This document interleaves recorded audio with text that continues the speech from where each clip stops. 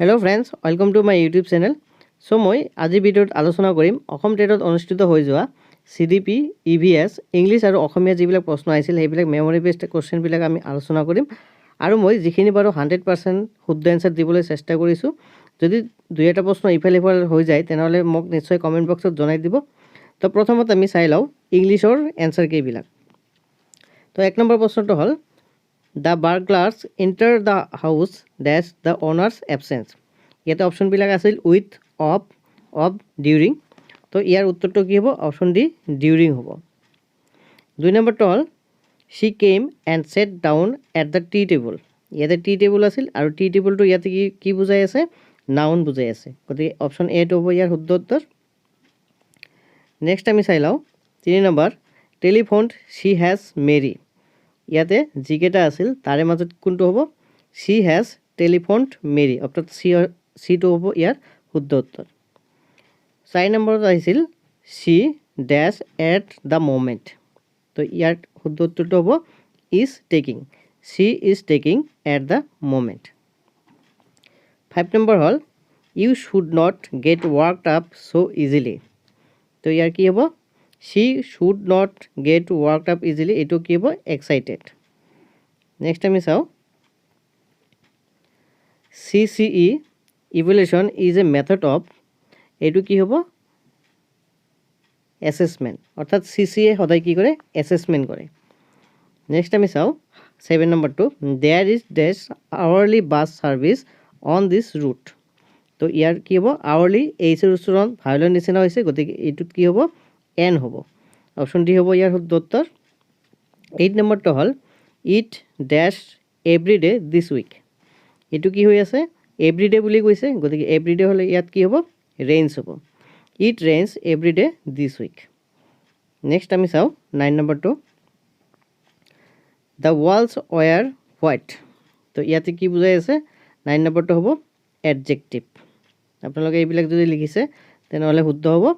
10 নম্বৰটো আমি চাই লওঁ can't you break away from this habit. তো ইয়াত কি হ'ব? শুদ্ধ উত্তৰটো free yourself. Option D হ'ব ইয়াৰ শুদ্ধ উত্তৰ ফ্ৰী ইয়ৰ সেলফ। 11 নম্বৰ হ'ল who presided the last meeting. তো ইয়াৰ এনসাৰটো হ'ব কি? Over. Who presided the last meeting, over হ'ব এইটো। 12 নম্বৰটো হ'ল I dash a strange dream last night. তো ইয়াৰ এনসাৰটো হ'ব কি? I had a strange dream last night. 13 number Mr. and Mrs. Jones stay dash the seaside for a month each year. তো ইয়াৰ এনসাৰটো হ'ব কি? Mr. and Mrs. Jones stay at the seaside for a month each year. ইয়াতে add হ'ব। 14 number হ'ম summative assessment includes, কি কি থাকিল? অৰাল, ৰিটেন, পাৰফৰ্মেঞ্চ এছেছমেণ্ট আৰু থাকিল অল। তো ইয়াৰ 14 নম্বৰটো কি হ'ব? অল হ'ব। 15 নম্বৰটো হ'ল দে ceased work the sunset. তো ইয়াৰ কি হ'ব? They ceased work at sunset, ইয়াতে এট বহি যাব ইয়াতে। 16 নম্বৰটো হ'ল ইটালী ইজ ডেছ ইউৰোপিয়ান কাণ্ট্ৰি। ইয়াতে ইৰ উচ্চাৰণ ইৰ নিচিনা হৈছে, গতিকে এই ক্ষেত্ৰত কি হ'ব? Italy is a European country. Next আমি চাওঁ 17 number he dash an interesting lecture. তো ইয়াৰ কি হ'ব? He delivered an interesting lecture. 18 number হ'ল which is not a synonym of right. তো ইয়াৰ চিনোনিমটো কি হ'ব? অৰ্ডিনেন্স। অপশ্যন ডি হ'ব ইয়াৰ শুদ্ধ উত্তৰ। 19 নম্বৰ হ'ল I am accustomed dash hot water. তো ইয়াৰ উত্তৰ হ'ব কি? এ হ'ব, অৰ্থাৎ I am accustomed to hot water. 20 number হ'ল please dash from speaking at this moment. তো ইয়াৰ কি হ'ব? Please refrain from speaking at this moment. 21 number হ'ল she aimed dash the target. তো aim দিছে, গতিকে কি হ'ব? she aimed at the target. Next আমি চাওঁ 22 number which of the following indicates the longest pause. তো ইয়াৰ এনসাৰটো হ'বগৈ মোৰ মতে পিৰিয়ড হয়। আপোনালোকে যদি শুদ্ধ এনসাৰটো জানে তেনেহ'লে নিশ্চয় কমেণ্ট বক্সত জনাই দিব। Which of the following will serve as the substitute for enunciate. তো ইয়াৰ এনচাৰটো হ'বগৈ টু ষ্টেট। 24ত হ'ল এ ডেছ অফ কুইলছ। তো ইয়াত কি হ'ব যে এ বেবি অফ কুইলছ। 25 নম্বৰটো আমি চাওঁ, ইউ স্পক কনভিচিংলি। তো এইটো কি হ'ব 25 নম্বৰটো, এইটো হ'ব এডভাৰ্ব হৈ যাব এইটো। 26 হ'ল দ্য অপজিট অফ লেনিয়েণ্ট ইজ। তো লেনিয়েণ্টৰ অপজিটটো কি হ'ব, ইয়াতে হৈ যাব কি ষ্ট্ৰিক্ট। 27ত আহিল we can not come to a decision before we dash the facts. তো ইয়াৰ এনচাৰটো হ'ব কি we can not come to a decision before we know' the facts. এবাৰ আহিল 28 number, could you lend me dash book. তো ইয়াতে কি হ'ব could you lend me a few books হ'ব ইয়াতে। নেক্সট আহিল we have dash minute to spare. We have কি হ'ব ইয়াতে, ইয়াতে হ'ব ফিউ মিনিট, ইয়াতে হ'ব few minute, we have few minute to spare. এইবাৰ আমি CDPৰ এনচাৰ কিবিলাক আমি আলোচনা কৰিম। তো 1 নম্বৰৰ প্ৰশ্নত আহিছিল এছ অ' আৰৰ ধাৰণাত অ'ৰ আনুষংগিকতা হ'ল আগৰ আচৰণৰ নিয়মনাকৰণৰ দায়িত্ব দিয়া আৰু মনস্তাত্ত্বিক কাৰ্যকলাপক গঢ়ি তোলা। তো ইয়াৰ এনচাৰটো হ'বকৈ কি সক্ৰিয় যিটো আছিল অপশ্যন, সেইটো হ'ব ইয়াৰ শুদ্ধ উত্তৰ। 2 নম্বৰত আহিল নিদানিক মনোবিজ্ঞানৰ ব্যৱহাৰিক দিশ হৈছে। তো তাৰে মাজত যিটো ব্যতিক্ৰমী মনোবিজ্ঞান অৰ্থাৎ এবনৰ্মেল যিটো চাইক'লজি আছিল, সেইটো হ'ব তাৰ শুদ্ধ উত্তৰ। নেক্সট আমি আলোচনা কৰিম মানসিক প্ৰতিক্ৰিয়া আৰু ঘটনাৱলী গুৰুত্বহীন বা আনকি সমূলক্ষে অস্তিত্বহীন বুলি কোনে কৈছিল। তো ইয়াৰ উত্তৰটো হ'বগৈ কি ৱাটছন। নেক্সট আমি চাওঁ 4 নম্বৰ প্ৰশ্নটো, শ্ৰেণীকোঠাত আচৰণগত সমস্যাৰ সৈতে মোকাবিলা কৰিবলৈ কোনটো লক্ষ্য উপযোগী। তো ইয়াৰে মাজত যিটো বি অপশ্যন আছিল এইটো ৰাইট হ'ব, চি অপশ্যন আৰু ডি অপশ্যন যিটো আছিল সেইটোও ৰাইট হ'ব। অৰ্থাৎ এই তিনিটা লৈ যিটো অপশ্যন আছিল সেইটো হ'ব ইয়াৰ শুদ্ধ উত্তৰ। 5 নম্বৰ প্ৰশ্নটো আহিছিল এনেকুৱা, নিম্নোক্ত কোনটো এজন প্ৰতিভাশীল শিশুৰ লক্ষণ নহয়। তো ইয়াৰ কোনটো হ'ব সহপাঠীৰ লগত অসহজ সম্পৰ্ক। 6 নম্বৰ প্ৰশ্নটো আহিছিল এনেকুৱা, স্নায়ুকোষৰ ভিতৰত তলত দিয়া কোনটো উপাদানে শৰীৰৰ কৌশিকতা বাৰ্তা পঠিয়ায়। তো ইয়াৰ উত্তৰ হ'ব কি ডেনড্ৰাইটে কৌশিকতা বাৰ্তাসমূহ পঠিয়াই দিয়ে। 7 নম্বৰটো হ'ল মানুহৰ সৃজনশীল প্ৰক্ৰিয়াৰ আৰম্ভণিৰ ক্ষেত্ৰত সহায় হোৱা উমৈহতীয়া কৌশল হৈছে কি বুদ্ধিশীলতা। 8 নম্বৰ প্ৰশ্নটো আহিছিল যে ছাত্ৰ ছাত্ৰীৰ মাজত নৈতিক মূল্যৰ বিকাশ ঘটিবলৈ ব্যৱহাৰ কৰিব পৰা শ্ৰেষ্ঠ পদ্ধতিটো হৈছে নৈতিক মূল্যবোধৰ লগত জড়িত কাম কৰিবলৈ উৎসাহ প্ৰদান কৰা। এইটো হ'ব ইয়াৰ শুদ্ধ উত্তৰ। 9 নম্বৰ হ'ল কাৰ্যক্ৰম শিক্ষণ ধাৰণাটোৰ প্ৰৱৰ্তন কোনে কৰিছিল। তো ইয়াৰ উত্তৰ হ'ব B.F. স্কিনাৰে কাৰ্যক্ৰম শিক্ষণ ধাৰণাটো প্ৰৱৰ্তন কৰিছিল। নেক্সট আমি চাম যে কোনটো TATৰ টেষ্টৰ জৰিয়তেও জুখিব নোৱাৰি। তো এইটো হ'ব যুক্তিবোধৰ সামৰ্থ্য। 4টাৰ মাজত এইটো হ'ব শুদ্ধ উত্তৰ। নেক্সট এজন প্ৰভাৱশীল যোগাযোগকাৰী শিক্ষক হ'বলৈ হ'লে কি হ'ব লাগিব, পাঠদানৰ মাজে মাজে প্ৰশ্ন সুধিব লাগিব, তেনেহ'লে হ'ব প্ৰভাৱশীল এজন শিক্ষক। নেক্সট আমি চাম ছাত্ৰ ছাত্ৰীসকলক গৃহকাৰ্য কৰিবলৈ দিয়াৰ সুবিধাটো কি। তো ইয়াৰ উত্তৰ হ'ব সিহঁতৰ মাজত আত্ম অধ্যয়নৰ অভ্যাস গঢ়ি তোলা। 13 নম্বৰ হ'ল প্ৰাথমিক স্তৰৰ শিক্ষকৰ কোনটো অতি গুৰুত্বপূৰ্ণ গুণ হিচাপে বিবেচনা কৰা হয়। তো এইটো কি হ'ব ধৈৰ্য আৰু অধ্যাৱসায়। 14 নম্বৰ হ'ল সাংবিধানৰ কোনটো অনুচ্ছেদ পিছপৰা জাতিৰ শৈক্ষিক উন্নতিৰ বাবে বিশেষ সুৰক্ষা প্ৰদান কৰিছে। তো এইটো হ'ব আৰ্টিকেল 46 যিটো আছে সেইটো হ'ব ইয়াৰ শুদ্ধ উত্তৰ। 15 নম্বৰত আহিল কোনটো কলবাৰ্গৰ নৈতিক বিকাশৰ তত্ত্বৰ এটা স্তৰ নহয়। তো ইয়াৰ শুদ্ধ উত্তৰ হ'ব সামাজিক চুক্তি আৰু সামাজিক অধিকাৰ। 16 নম্বৰ হ'ল মাছলৰ অনুপ্ৰেৰণা তত্ত্ব অনুসৰি নিম্নলিখিত কোনটো প্ৰয়োজনীয়তাৰ সঠিক ক্ৰম। তো ইয়াৰ কোনটো হ'ব শাৰীৰিক প্ৰয়োজনীয়তা, তাৰপিছত থাকিব সুৰক্ষাৰ প্ৰয়োজনীয়তা, মৰম আৰু স্নেহজনিত প্ৰয়োজন, সন্মানৰ প্ৰয়োজন আৰু শেষত থাকিব আন্তঃবিকাশজনিত প্ৰয়োজন। এইটো চিৰিজত যিটো আছিল সেইটো হ'ব ইয়াৰ শুদ্ধ উত্তৰ। নেক্সট আমি চাম শিক্ষণৰ কোনটো তত্ত্বই ছাত্ৰ ছাত্ৰীক কেৱল নীৰৱ শ্ৰোতা হোৱাৰ পৰিৱৰ্তে জ্ঞানৰ আৱিষ্কাৰৰ বাবে সক্ৰিয় কৰাৰ ওপৰত গুৰুত্ব দিয়ে। তো ইয়াৰ কোনটো হ'ব ৰচনাত্মক তত্ত্ব যিটো আছিল এইটো হ'ব ইয়াৰ শুদ্ধ উত্তৰ। 18 নম্বৰটো হ'ল বিস্তৃত মূল্যায়নৰ শুদ্ধ অৰ্থ হ'ল কি হ'ব সৰ্বাংগীন বিকাশৰ মূল্যায়ন। বিস্তৃত মূল্যায়ন কি সৰ্বাংগীন মূল্যায়নৰ বিকাশৰ মূল্যায়নটো হ'ব ইয়াৰ শুদ্ধ উত্তৰ। 19 নম্বৰটো হ'ল প্ৰাথমিক স্তৰত মাতৃভাষা শিক্ষাদান কৰাটো গুৰুত্বপূৰ্ণ কাৰণটো কি হ'ব বেষ্ট কাৰণ হ'ব ইয়াৰ মাজত যে শিক্ষণৰ বাবে ছাত্ৰ ছাত্ৰীৰ বাবে এক প্ৰাকৃতিক পৰিৱেশৰ সৃষ্টি কৰা। অৰ্থাৎ মাতৃভাষাত যদি আমি পাঠদান কৰোঁ তেনেহ'লে কি হয় প্ৰাকৃতিক এটা পৰিৱেশৰ সৃষ্টি হয়।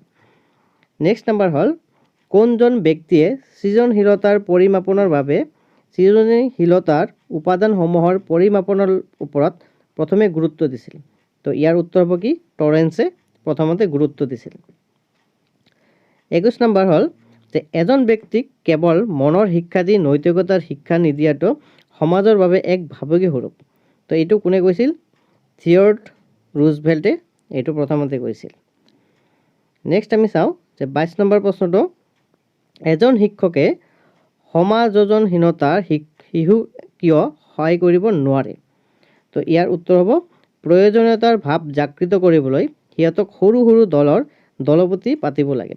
এইটো মোৰ মতে শুদ্ধ উত্তৰ হয়। আপোনালোকে যদি বেলেগ বুলি ভাবে তেনেহ'লে নিশ্চয় মোক কমেণ্ট কৰিব পাৰে।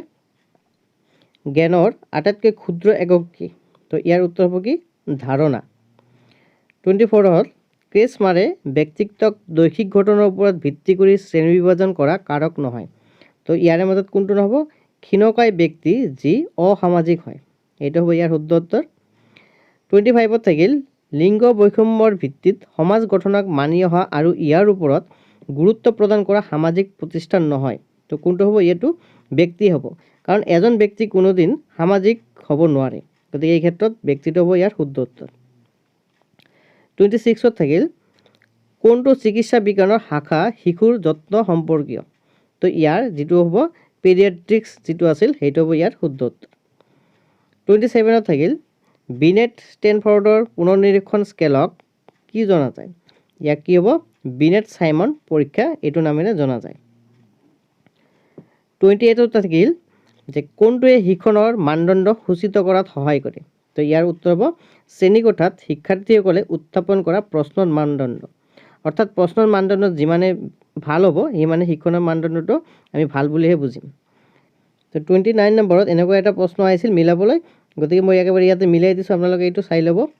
30 নম্বৰ প্ৰশ্নটোত আহিছিল জিন পিয়াগেটৰ 4টা পৰ্যায়ৰ শিকাৰ কোনটো পৰ্যায়ত এটা শিশুৱে চিন্তা কৰাৰ প্ৰক্ৰিয়া আৰম্ভ কৰে। তো ইয়াৰ উত্তৰ হ'ব মূৰ্ত সক্ৰিয়াত্মক পৰ্যায়ৰ পৰা। এইবাৰ আমি অসমীয়াৰ যিটো এনচাৰ আছে সেইবিলাক আমি চাই লওঁ। তো 1 নম্বৰ প্ৰশ্নটো হ'ল যে জোনাকী যুগৰ ত্ৰিমূৰ্তি বুলি কাক জনা যায়। ইয়াতে এনেকুৱা অপশ্যন আহিছিল চন্দ্ৰ, লক্ষ্মী আৰু হেম এই তিনিজনো হ'ব।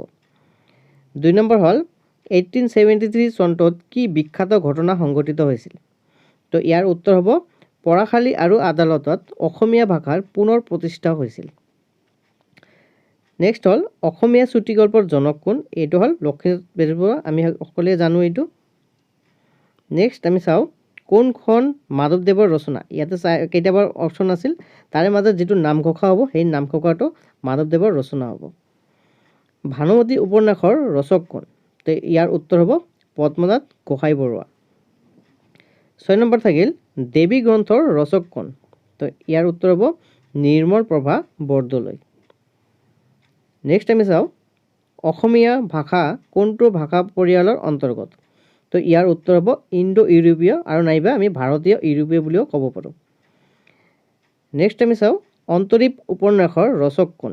তো ইয়াৰ উত্তৰ হ'ব ভৱেন্দ্ৰনাথ শইকীয়া। আৰু এনেকুৱা ধৰণৰ এটা কুৱেশ্যন আহিছিল অসমীয়া ভাষাৰ বিশিষ্ট স্বৰ আৰু বিশিষ্ট ব্যঞ্জন কেইটা। তো ইয়াৰ উত্তৰ হ'ব বিশিষ্ট স্বৰ হ'ব 8টা আৰু বিশিষ্ট ব্যঞ্জন হ'ব 21টা। 10 নম্বৰ প্ৰশ্ন হ'ল অসমীয়া ভাষাৰ প্ৰধান উপভাষা কেইটা। তো ইয়াৰ উত্তৰ হ'ব 2টা। নেক্সট হ'ল অসমীয়া ভাষা সন্দৰ্ভত প্ৰথমে কোনে কৈছিল। তো ইয়াৰ উত্তৰ হ'ব কি হিউৱাংচাঙে প্ৰথমতে কৈছিল। 12 নম্বৰ থাকিল সম্বন্ধবাচক পুৰুষবাচক বিভক্তিটো হ'ল। ইয়াতে মোৰ এইটো অপশ্যনটো অলপ খেলি মেলি লাগি আছে, এক নহ'লে ৰে এই দুটাৰ মাজত কিবা এটা হ'ব। আপোনালোকে যদি শুদ্ধ এনচাৰটো জানে তেনেহ'লে নিশ্চয় কমেণ্ট বক্সত জনাই দিব। তাৰপিছত থাকিল ৰঙা কৰিবিৰ ফুল গ্ৰন্থৰ স্ৰষ্টা কোন। তো ইয়াৰ উত্তৰ হ'ব হেম বৰুৱা। নেক্সট থাকিল Assamese is formation and development গ্ৰন্থৰ ৰচক কোন? তো ইয়াৰ উত্তৰ হ'ব ডক্টৰ বাণীকান্ত কাকতি। 15 নম্বৰত আহিল বিশুদ্ধ অসমীয়া ভাষাত লিখা পুথিখনখন। তো ইয়াৰ হ'ব প্ৰহ্লাদ চৰিত। প্ৰহ্লাদ চৰিত হ'ল বিশুদ্ধ অসমীয়া ভাষাত লিখা পুথি। নেক্সট আহিল হেমকক কিমান চনত প্ৰকাশ পাইছিল? তো ইয়াৰ উত্তৰ হ'ব 1900 চনত হেমকক প্ৰকাশ পাইছিল। এনেকুৱা এটা সন্ধি ভাঙিবলৈ দিছিল যে জগত যোগ জননী, ইয়াৰ উত্তৰ হ'ব জগত জননী। নেক্সট আহিল কোনটো সম্বন্ধবাচক শব্দ শুদ্ধ হ'ব? ইয়াত হ'ব শ্ৰদ্ধেয় ৰাইজ। তো এইটো শুদ্ধ হ'ব। তো 19 নম্বৰ প্ৰশ্নটো হ'ল কোনটো নিৰ্দিষ্টবাচক প্ৰত্যয়ৰ শুদ্ধ ৰূপ? তো ইয়াৰ কোনটো হ'ব মানুহগৰাকী হ'ব। 20 নম্বৰ হ'ল শংকৰদেৱে ৰচনা কৰা নাটৰ সংখ্যা কিমান? আমি আগতে এইটো পাই আহিছোঁ যে শংকৰদেৱে ৰচনা কৰা মুঠ নাটৰ সংখ্যা হ'ল 6খন। নেক্সট আহিল অঘোষ মহাপ্ৰাণ ধ্বনি কোনকেইটা? তো ইয়াত কি হ'ব খ, থ আৰু হ'ব ফ। 22 নম্বৰ প্ৰশ্নটো হ'ল স্ত্ৰীলিংগবাচক কোনটো শুদ্ধ নহয়? ইয়াৰ কি হ'ব মেমনি যিটো আছিল সেইটো শুদ্ধ নহয়। মাতৃভাষাৰ শুদ্ধ ক্ৰম ইয়াত কোনটো হ'ব? প্ৰথমত আহিব শ্ৰৱণ, পিছত কথন, পঠন আৰু শেষত থাকিব লিখন। নেক্সট আমি চাওঁ যে প্ৰাথমিক স্তৰত ভাষাৰ উচ্চাৰণৰ ক্ষেত্ৰত বেছিকৈ কোনে গুৰুত্ব দিব লাগে? তো ইয়াত যিহেতু কৈছে প্ৰাথমিক স্তৰত, গতিকে প্ৰাথমিক স্তৰত আমি ভাষাৰ শিক্ষকে কি কৰিব লাগিব? বেছি গুৰুত্ব দিব লাগিব। 25 নম্বৰ থাকিল অসমীয়া আৰু বাংলা ভাষাৰ মাজত পাৰ্থক্য কি আছে? ইয়াত যিটো ৱ আছে সেইটোৰ মাজত পাৰ্থক্য আছে। নেক্সট আমি চাওঁ যে ভাৰতীয় আৰ্য ভাষাৰ মূল ভাগ কেইটা? তো ইয়াৰ উত্তৰ হ'ব 3টা হ'ব। প্ৰথম অসমীয়া ৰোমান্টিক কবিতা হ'ব এইটো। কবিতা পুথিৰ নাম কি? তো ইয়াৰ উত্তৰ হ'ব কি বনকুঁৱৰী। এইবাৰ আমি EVS-ৰ কুৱেশ্যনবিলাক আমি আলোচনা কৰিম। তো প্ৰথমটো আমি চাই লওঁ যে তেজ গোট মৰাত সহায় কৰা ভিটামিন বিধৰ নাম কি? তো তাৰে মাজত যিটো কে ভিটামিন আছিল সেইটো হ'ব ইয়াৰ শুদ্ধ উত্তৰ, অৰ্থাৎ কে ভিটামিনে তেজ গোট মৰাত সহায় কৰে। নেক্সট আমি চাওঁ 36 নং সংবিধানৰ সংসদৰ লগত জড়িত ৰাজ্যৰ নাম কি? তো ইয়াৰ উত্তৰ হ'ব ছিকিম। আৰু এটা আহিছিল যে তলৰ কোনটো হোচৰা বেমাৰ নহয়? তো ইয়াৰ জেৰেপথেলমিনা যিটো আছিল সেইটো হ'ব ইয়াৰ হোচৰা বেমাৰটো নহয়। 4 নম্বৰ প্ৰশ্নটো হ'ল যে OMR-ৰ সম্পূৰ্ণ নাম কি? তো ইয়াৰ শুদ্ধ উত্তৰ হ'ব অপটিকেল মাৰ্ক ৰিডাৰ। 5 নম্বৰত আহিল যে শক্তি পিৰামিড কি দেখা যায়? অৰ্থাৎ শক্তি পিৰামিডত কি দেখা যায়? তো ইয়াৰ উত্তৰ হ'ব যে এটা খাদ্য জগতৰ পৰা আন এটা খাদ্য জগতলৈ গতি কৰা শক্তিৰ পৰিমাণ। এইটো হ'ব ইয়াৰ শুদ্ধ উত্তৰ। 6 নম্বৰ প্ৰশ্নটো আমি চাওঁ যে কুকি জনজাতিৰ শস্য চপোৱা উৎসৱৰ নাম কি? এনেকুৱা এটা প্ৰশ্ন আহিছিল। তো ইয়াৰ উত্তৰ হ'ব কি মিমকুট। আৰু এইটো বৰ্তমান মিজোৰামৰ জনগোষ্ঠীসকলে পালন কৰে। এইবাৰ আমি 7 নম্বৰ প্ৰশ্ন চাম যে তলৰ কোনটো ICTৰ মাজত নপৰে? তো তাৰে মাজত যিকেইটা অপশ্যন আছিল তাৰে মাজত এটাও নপৰে, আৰু এটা আছিল বাতৰি কাকত। বহুতৰ এইটো কনফিউজন হৈ আছে, আজিকালি বাতৰি কাকতটো ICTৰ মাজত ধৰা হয়, গতিকে এই ক্ষেত্ৰত ওপৰৰ এটাও নহ'ব ইয়াৰ শুদ্ধ উত্তৰ। আগৰ ভিডিঅ'ত মই বাতৰি কাকতটো দিছিলোঁ, কিন্তু পিছত মই কনফাৰ্ম হ'লোঁ যে এইটোও নহয়। 8 নম্বৰ প্ৰশ্নটো হ'ল যে অসমত বায়'স্ফিয়াৰ ৰিজাৰ্ভ কেইটা আছে? তো বৰ্তমান বায়'স্ফিয়াৰ ৰিজাৰ্ভ অসমত 2টা আছে, আৰু সেইকেইটা হ'ল এটা হ'ল মানাহ ৰাষ্ট্ৰীয় উদ্যান আৰু এটা হ'ব ডিব্ৰু-চৈখোৱা ৰাষ্ট্ৰীয় উদ্যান। 9 নম্বৰ হ'ল যে কোনখন নদী চৰ অফ বিহাৰ নামেৰে জনা যায়? তো তাৰে যিটো কোচি ৰিভাৰ আছে সেই কোচি ৰিভাৰক চৰ অফ বিহাৰ নামেৰে জনা যায়। নেক্সট আহিল যে স্পেচিয়েল এডুকেশ্যন কিহৰ লগত জড়িত? তো স্পেচিয়েল এডুকেশ্যন যিটো আছে সেইটো বিশেষভাৱে সক্ষম শিশু শিক্ষাৰ লগত এইটো জড়িত হৈ আছে। এইবাৰ আমি 11 নম্বৰটো চাম যে ধানৰ আৰ্দ্ৰতা জোখা যন্ত্ৰবিধৰ নাম কি? তো ইয়াৰ শুদ্ধ উত্তৰ হ'ব মইশ্চাৰ মিটাৰ যিটো আছে সেইটো হ'ব ইয়াৰ শুদ্ধ উত্তৰ। 12 নম্বৰ হ'ল যে কাইটো প্ৰট'কল কিহৰ লগত জড়িত? তো কাইটো প্ৰট'কলটো সাধাৰণতে জলবায়ুৰ লগত এইটো জড়িত হৈ আছে। নেক্সট থাকিল দ্য কম্পট্ৰলাৰ এণ্ড অডিট জেনেৰেলক কোনে নিযুক্তি দিয়ে? অৰ্থাৎ CAG-ক কোনে নিযুক্তি দিয়ে? তো CAG-ক ভাৰতৰ ৰাষ্ট্ৰপতিয়ে নিযুক্তি দিয়ে, অৰ্থাৎ ডাঙৰ পষ্টবিলাক যিমান আছে গোটেইকেইটা পষ্টত ভাৰতৰ ৰাষ্ট্ৰপতিয়ে নিযুক্তি দিয়ে। আপোনালোকে এইটো মনত ৰাখিব একেবাৰে। 14 নম্বৰ হ'ল যে সেউজ বিপ্লৱৰ গুৰিধৰোতাজনৰ নাম কি? তো সেউজ বিপ্লৱৰ গুৰিধৰোতাজনৰ নাম হ'ল MS স্বামীনাথন। এইটো আপোনালোকে মনত ৰাখিব, এইটো বহুত ইম্পৰ্টেণ্ট কুৱেশ্যন হয়।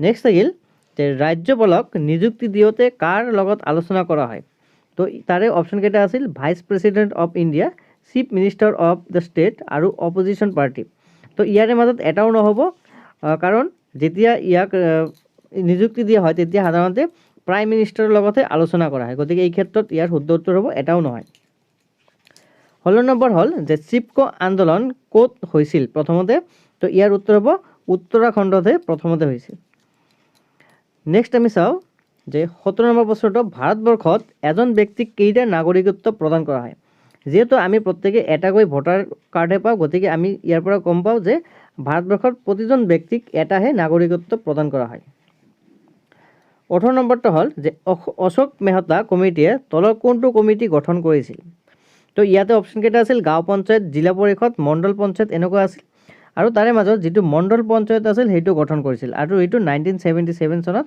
গঠন কৰিছিল একেবাৰে আপোনালোকে এইটো মনত ৰাখিব 19 নম্বৰ হ'ল যে ভাৰতৰ আটাইতকৈ বেছি অৰণ্য থকা ৰাজ্যখনৰ নাম কি তো এইটো উত্তৰ হ'ব মধ্যপ্ৰদেশ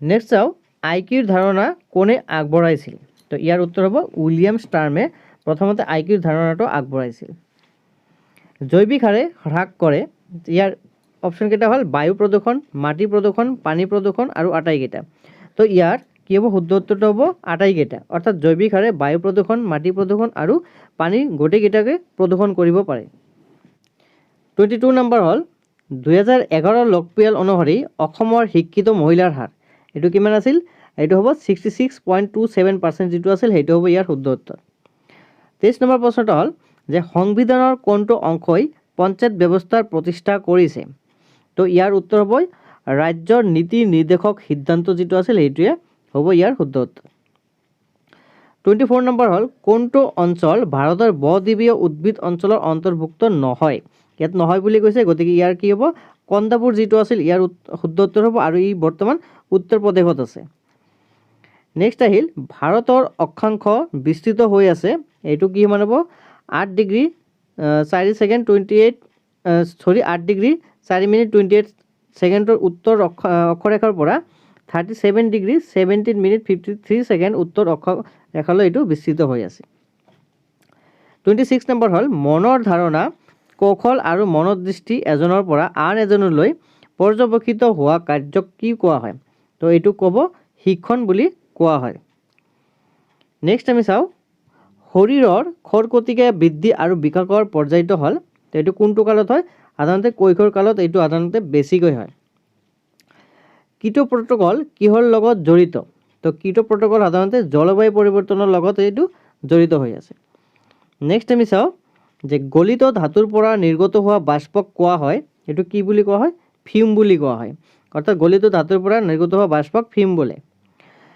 এবাৰ আমি লাষ্ট প্ৰশ্নটো চাই লওঁ কোনবিধ কৌশল অৱচেতন মনৰ কাৰ্যসমূহ জানিবৰ বাবে উত্তম তো এইটো হ'ব প্ৰজেক্টিভ মেথড তো এইখিনি আছিল আজিৰ ভিডিঅ' আৰু ভিডিঅ'টো চাই আপোনালোকৰ যদি ভাল লাগিছে তেনেহ'লে এটা লাইক কৰি দিব আৰু পাৰিলে বন্ধুবৰ্গৰ মাজত এই চেনেলটোক শ্বেয়াৰ কৰি দিব তো নিশ্চয়কৈ লগ পাম নতুন এটি ভিডিঅ'ৰ মাজলৈ ধন্যবাদ